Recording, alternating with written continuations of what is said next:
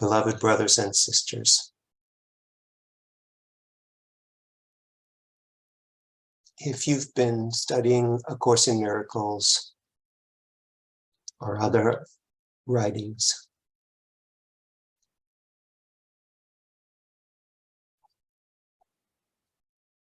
you realize how radical some of these ideas are compared to what society has told you your whole life. The notion that all events are neutral, that everything you see is just an outpicturing of your mind, that the body isn't real, and that your world is your creation, mainly through projection. All of those ideas are so fundamentally different from what everyone agrees on.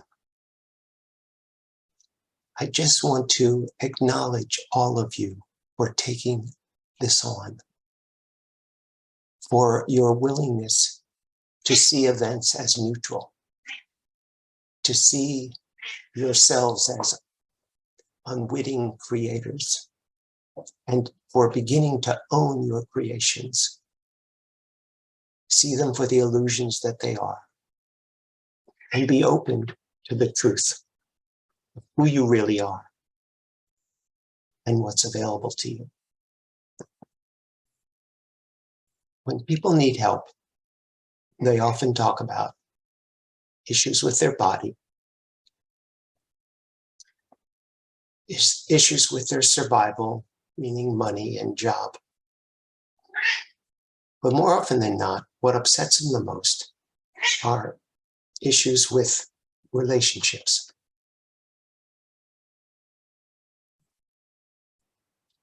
Most of A Course in Miracles is about relationship. And that's where forgiveness comes in. It's not just forgiving the world. It's forgiving yourself for having created an illusion and then having bought into it and then reacted to it. I just want to speak with you a little bit about relationships.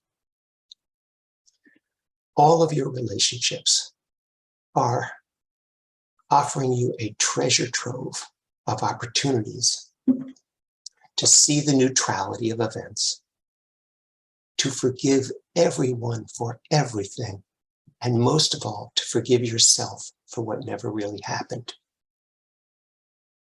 Think of a person who really upsets you.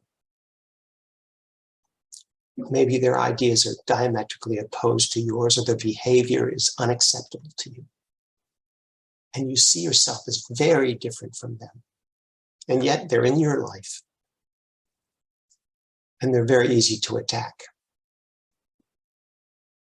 Perhaps they're manifesting things that you do, but not on a subtle level, but very grossly, and that's hard to take.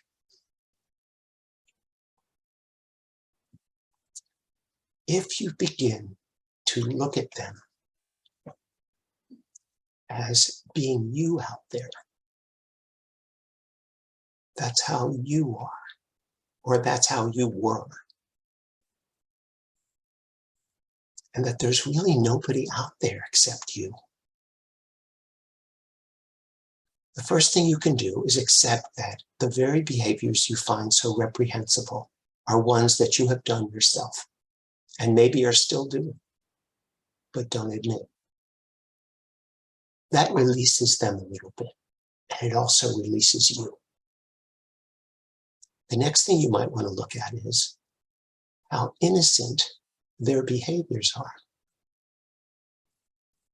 They're just doing what seems like a good idea at the time, without a lot of consciousness. And so are you. And that's okay.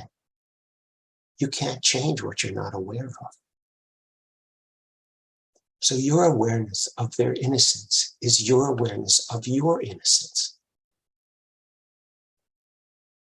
If you do this long enough, you get a sense of humor about it. The things that upset you will seem funny because it's just you out there doing your little dance in somebody else's body.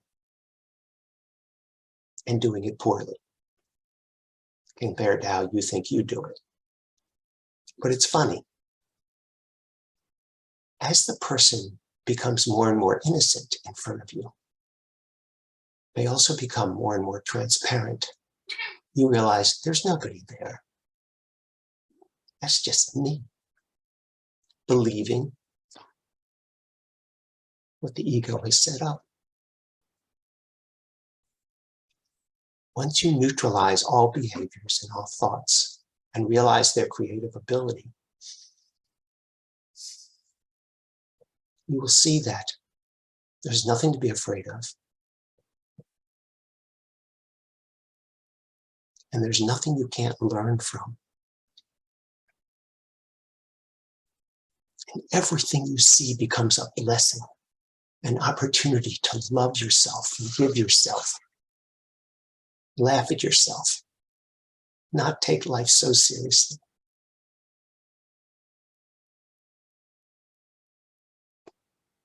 The last thing I wanted to say is, try not to make this work so hard. There is something so generally appealing, genuinely appealing about the good, the holy, and the beautiful. Let yourself be attracted to the love that you are, to the love in everyone. Let yourself move towards that as opposed to away from the mind, away from the world.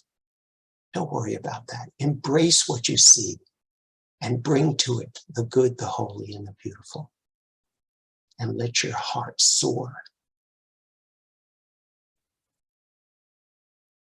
Be that threshold over which the will of the Father